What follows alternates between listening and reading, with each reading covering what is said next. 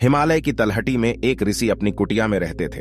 वे पुराने भारतीय आयुर्वेद और योग के विशेषज्ञ थे। लोग दूर दूर से अपना इलाज कराने आते थे। ऋषि आयुर्वेदिक पद्धति और योग से बीमारियों का इलाज करते थे और अधिकांश रोगियों के रोगों को जड़ से खत्म कर देता है। ऐसे ही एक दिन ऋषि के आश्रम में एक व्यक्ति आता है और कहता है कि मुनिवर, मैं पास के गांव का जमींदार हूं। मेरा काम ऐसा है कि मुझे दिन में ज्यादातर समय बैठे रहना पड़ता है। अधिक शारीरिक श्रम न करने के कारण मेरा मोटापा बहुत बढ़ गया है और तरह तरह की बीमारियों ने मेरे शरीर में घर बना लिया है। मेरे पास घर पर खाने के लिए बहुत स्वादिष्ट खाना होता है, लेकिन मैं उसे खा नहीं पाता। अब मेरा मोटापा इतना बढ़ गया है कि मुझे उठने बैठने और चलने फिरने में भी परेशानी होती है। इसलिए क्या आप मुझे कोई ऐसा तरीका बता सकते हैं जिससे बिना मेहनत किए भी मैं अपने शरीर को स्वस्थ रख सकूं और इन सभी बीमारियों से छुटकारा पा सकूं? ऋषि ने कहा कि ऐसा भी एक तरीका है। इसके लिए आपको सबसे पहले अपने शरीर में जमा गंदगी को बाहर निकालना होगा, और जैसे जैसे आपके शरीर से गंदगी बाहर निकलेगी और आपका शरीर अंदर से साफ हो जाएगा तो आपका वजन अपने आप कम होने लगेगा, त्वचा साफ हो जाएगी और आप खुद को पहले से ज्यादा ऊर्जावान महसूस करेंगे। सबसे पहले आप यह समझ लीजिए कि जब हम कुछ खाते हैं तो जब वह हमारे शरीर के अंदर जाता है तो उसका क्या होता है। सबसे पहले भोजन हमारे पेट में जाता है, जहां वह टूट जाता है। फिर हमारी छोटी आंत में जाता है, जहां से हमारा शरीर भोजन के आवश्यक तत्वों को अवशोषित करता है। फिर बड़ी आंत के माध्यम से यह शरीर से मल के रूप में बाहर निकल जाता है। लेकिन क्या हर प्रकार के भोजन को चक्र पूरा करने में समान समय लग सकता है? किसी भी फल को लगभग 3 घंटे लगते हैं। हमारे पेट में 1 घंटा, छोटी आंत में 1 घंटा और बड़ी आंत में 1 घंटा। सब्जियों को उसी अनुपात में 6 घंटे लगते हैं और गढ़वाले अनाज जैसे गेहूं, चावल और दालों से बने उत्पाद को लगभग 18 घंटे लगते हैं। इस चक्र को पूरा करें, यानी कि जिस भोजन में पानी जितना कम होगा उस भोजन को शरीर से निकलने में उतना ही अधिक समय लगेगा। जमींदार ने कहा, मुनिवर, जैसा कि आपने कहा था कि शरीर से अनाज को पूरी तरह से खत्म करने में 18 घंटे लगते हैं, लेकिन मैं अनाज को 3 से 4 बार खाता हूं। एक दिन ऋषि ने कहा, यह वह जगह है जहां आप गलती कर रहे हैं। पिछला भोजन पच नहीं पाता है और आप अधिक डाल देते हैं। परिणाम स्वरूप पिछला भोजन पूरी तरह से अपशिष्ट के रूप में बाहर नहीं निकलता है। यह अंदर सड़ता रहता है और फंगस और कीड़े पैदा करता है। साधु ने जमींदार की ओर देखा और कहा कि तुमने लोगों के पेट में कीड़े होने के बारे में सुना होगा कि वे कीड़े कहां से आते हैं। वे कीड़े इस आधे पचे और सड़े हुए भोजन से पैदा होते हैं जो हमारी आंतों में चिपक जाते हैं। यह जरूरी नहीं है कि आपने कल जो खाना खाया वह आपकी आंतों में गंदगी के रूप में फंसा हो सकता है कि 1 साल पहले खाए गए भोजन का कुछ हिस्सा अभी भी आपकी आंतों में गंदगी के रूप में फंसा हो। ऐसा कुछ भी जो हमें सीधे प्रकृति से नहीं मिल सकता। इसे पचाना और बाहर निकालना शरीर के लिए बहुत मुश्किल होता है और फिर ऐसा भोजन हमारी आंतों में चिपक जाता है और एक मोटी परत बना लेता है। देखिए, हम जो भी खाते हैं वह हमारी आंतों की दीवारों के माध्यम से पचता और अवशोषित होता है और फिर हमारे रक्त में भेज दिया जाता है। लेकिन अगर गंदगी हमारी आंतों की दीवार में जमा हो जाती है तो भोजन के रस के साथ वह गंदगी भी अवशोषित हो जाती है और हमारे रक्त में मिल जाती है और फिर रक्त के माध्यम से हमारे शरीर के सभी हिस्सों में पहुंच जाती है और उनके काम में बाधा डालते हैं और अलग अलग बीमारियों का नाम दे देते हैं इस बाधा को। अगर यह गंदगी हमारी त्वचा की परतों के बीच जमा हो जाए तो हम कहते हैं कि यह मुंहासे या त्वचा रोग है। अगर यह गंदगी गांठ बन गई है, हमारी किडनी या पेट के किसी हिस्से में जमा हो गई है, तो इसे हम कैलकुलस मोटापा कहते हैं। ठीक उसी तरह अगर आपको वजन कम करना है तो इस गंदगी को शरीर से बाहर निकालना होगा। हमारी आंतों में बहुत मोटी परत होती है तो उसे हम कब्ज कहते हैं और कब्ज ही सभी रोगों की जड़ है। इसी प्रकार जब यह गंदगी हमारी श्वास नली में जमा हो जाती है फिर हम इसे अस्थमा कहते हैं। तो असल में कहने का मतलब यह है कि यह गंदगी ही हमारे शरीर की सभी बीमारियों की जड़ है और अगर हम इस गंदगी को शरीर से बाहर निकाल दें तो हम अपनी सभी बीमारियों से छुटकारा पा सकते हैं, क्योंकि जो शरीर अंदर से साफ है उसे कोई बीमारी नहीं हो सकती है। ऋषि ने अपने शरीर की ओर इशारा करते हुए कहा कि हमारा यह शरीर एक आदर्श डिजाइन और एक है प्रकृति का अनमोल उपहार। कुछ समय बाद हम अपने शरीर को मां प्रकृति को लौटा देंगे, इसलिए हम सभी की जिम्मेदारी है कि जब तक हमारे पास यह शरीर है हम इसे स्वच्छ और स्वस्थ रखें और इसे वैसे ही वापस दें जैसे मां प्रकृति ने हमें दिया है। ऋषि ने आगे कहा कि इंसानों ने प्राकृतिक भोजन किया है, पदार्थ लाखों वर्षों तक सीधे रहते हैं, इसलिए मानव पाचन तंत्र भी उसी के अनुसार विकसित हुआ।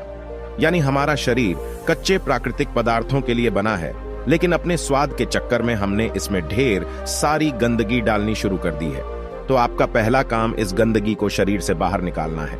और फिर दूसरी बात यह है कि इसमें सही खाना डाला जाए। लेकिन मकान मालिक ने कहा, लेकिन मुनिवर शरीर से गंदगी कैसे बाहर निकालें? ऋषि ने कहा कि इसके लिए सबसे पहले आपको दिन में 16 घंटे का उपवास करना होगा। ऋषि ने जमींदार की ओर देखा और कहा, 16 घंटे का नाम सुनकर डर मत जाना उपवास। आप इसे बहुत आसानी से कर सकते हैं। देखिए, वह शक्ति जो हमारे शरीर के अंदर से गंदगी को बाहर निकालती है, वजन कम करेगी, बीमारी को ठीक करेगी, वह हमारे अंदर है। यह किसी दवा या दवा में नहीं है। और उपवास करके हम उस शक्ति को अपना काम करने के लिए समय देते हैं। देखो, जब एक आदमी की हड्डी टूट जाती है तो हम उस हड्डी को आराम देने के लिए उसे बाहर से बांध देते हैं ताकि वह हड्डी अपनी जगह पर रहे। और कुछ दिनों के बाद वह हड्डी अपने आप जुड़ जाती है। ऐसा नहीं था कि हमने उस हड्डी को जोड़ने के लिए उस पर कोई दवा लगाई थी। तो फिर उस हड्डी को किसने जोड़ा? यह हमारे भीतर की जीवन शक्ति को जोड़ती है। यह जीवन शक्ति बहुत मजबूत है। सोचिए, अगर यह जीवन शक्ति हमारी हड्डियों को जोड़ सकती है तो क्या यह हमारे अंदर की गंदगी को बाहर नहीं निकाल सकती है? क्या यह पत्थर को नहीं तोड़ सकती है? निश्चित रूप से यह ऐसा कर सकती है। जब जीवन शक्ति ने अपना काम करना शुरू कर दिया है तो यह किसी भी बीमारी को ठीक कर सकता है, चाहे बीमारी कहीं भी हो और कितनी भी पुरानी हो। सबसे पहले आप यह समझ लें कि जीवन शक्ति कैसे काम करती है। जीवन शक्ति एक समय में एक ही काम अच्छे तरीके से कर सकती है, या तो भोजन पचाने का काम या फिर काम पचाने का काम, आंतरिक मरम्मत का या शरीर का उपचार।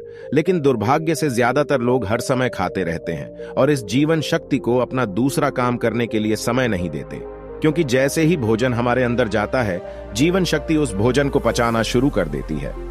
हमने सुबह नाश्ता किया, जीवन शक्ति इसे ठीक से पचा नहीं पाती और हमने दोपहर का खाना खा लिया, वह भी पचता नहीं। और हमने शाम को फिर खा लिया, वह भी नहीं पचता और हमने रात का खाना खा लिया।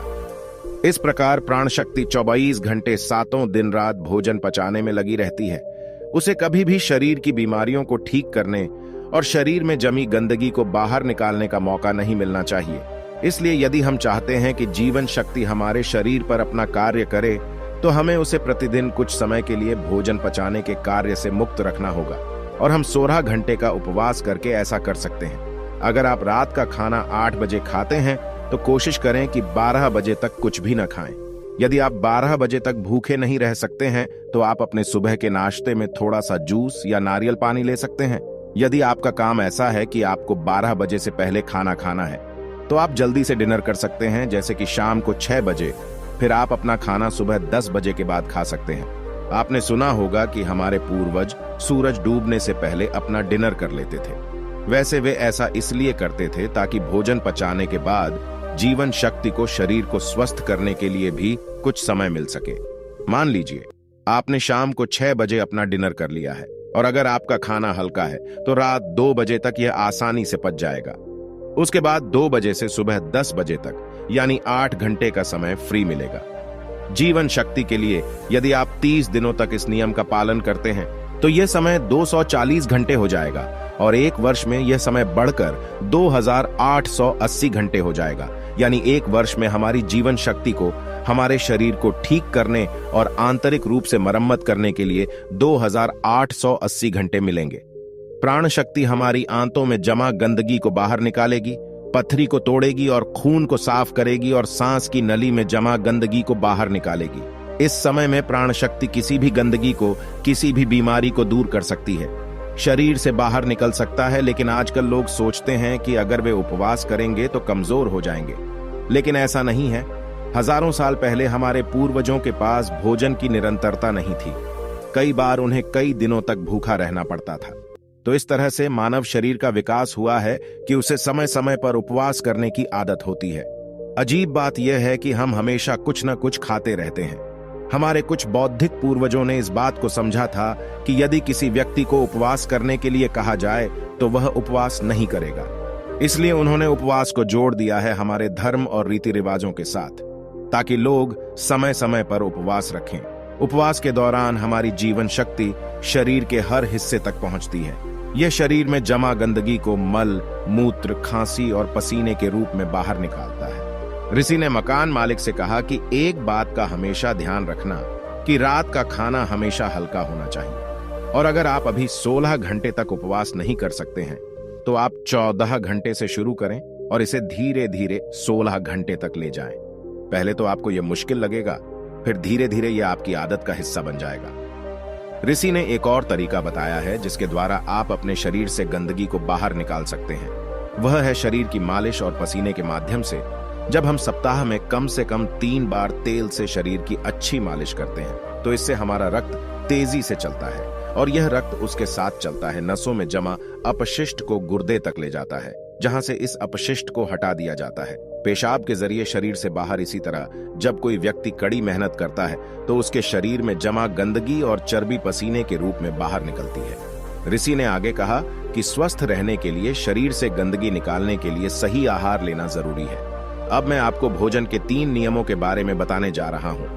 पहला नियम, अपने आहार में 40 से 50% सजीव भोजन शामिल करें। चाहे वह फल हो, हरी सब्जियां हों, सूखे मेवे हों या अंकुरित अनाज हों, कुल मिलाकर इसे पकाया नहीं जाना चाहिए। ज्यादातर लोग मृत भोजन खाते हैं और फिर स्वस्थ रहने की उम्मीद करते हैं। मृत भोजन खाने का मतलब है कि हम किसी मृत चीज से जीवन निकाल रहे हैं, इसलिए इसमें कुछ लगेगा। हमारे शरीर से ऊर्जा निकलती है तो यह हमें ऊर्जा देती है। भोजन को पचाने के लिए आवश्यक सभी पाचक रस न केवल शरीर में पाए जाते हैं बल्कि उस भोजन में भी पाए जाते हैं। लेकिन जब हम उस भोजन को पकाते हैं तो उसमें से बहुत से पाचक रस नष्ट हो जाते हैं, और जब हम बिना पाचक रसों के खाना खाते हैं तो हमारे शरीर को उन सभी पाचक रसों को दोबारा बनाना पड़ता है जो नष्ट हो गए हैं। लेकिन किसी व्यक्ति का पाचन तंत्र कितना भी अच्छा क्यों ना हो, वह उन सभी पाचक रसों को दोबारा नहीं बना सकता जो नष्ट हो गए हैं। इन्हें कुछ हद तक बनाएं। दूसरा नियम, शुद्ध शाकाहारी भोजन खाएं, यानी जो भोजन पेड़ों से मिलता है, जानवरों से नहीं। मांस, मछली, अंडा न खाएं। प्रकृति ने हमारे शरीर को जानवरों को खाने के लिए नहीं बनाया है। तीसरा नियम है, बासी भोजन या लंबे समय तक रखा हुआ भोजन नहीं करना चाहिए। 17वें अध्याय के 10वें श्लोक में भगवान श्री कृष्ण कहते हैं कि जो भोजन पकाया जाता है उसे पकाने के 3 घंटे के भीतर ही खा लेना चाहिए, क्योंकि 3 घंटे के बाद वह भोजन तामसिक हो जाता है और उसमें से जीवन समाप्त होने लगता है। इसीलिए भारतीय यौगिक संस्कृति में पका हुआ भोजन किया जाता है। 3 घंटे से ज्यादा रखा तो खाया नहीं। हमारे पूर्वजों ने भी इसी नियम का पालन किया था, इसलिए खाना सीधे चूल्हे से उनकी थाली में आ जाता था। लेकिन आजकल ज्यादातर लोग सुबह का खाना शाम को खाते हैं और रात का बचा हुआ खाना सुबह खाते हैं, और कई बीमारियों को निमंत्रण देते हैं। ऋषि ने जमींदार के चेहरे की ओर देखा और कहा कि यदि तुम नियमों का पालन करोगे तो तुम्हारी बीमारी भी ठीक हो जाएगी और तुम भी ठीक हो जाओगे। स्वस्थ रहें और कभी बीमार न पड़ें। तो दोस्तों, उम्मीद करता हूं आपको इस कहानी से एक अच्छी सीख मिली होगी। यह कहानी आपको कैसी लगी हमें कमेंट बॉक्स में कमेंट करके जरूर बताएं, और इस वीडियो को लाइक भी जरूर करें, और साथ ही इस वीडियो को अपने दोस्तों के साथ जरूर शेयर करें ताकि उन्हें भी इस कहानी से कुछ सीखने को मिल सके। आज की वीडियो में इतना ही। वीडियो कैसी लगी लाइक करें, अपने दोस्तों के साथ शेयर कीजिए, और हमारे चैनल पे नए आए हैं तो चैनल को सब्सक्राइब करें और बेल आइकॉन दबाना ना भूलें ताकि नए नए वीडियो की नोटिफिकेशन आप तक पहुंचती रहे। तो मिलते हैं नेक्स्ट वीडियो में, तब तक के लिए आप अपना ख्याल रखिएगा।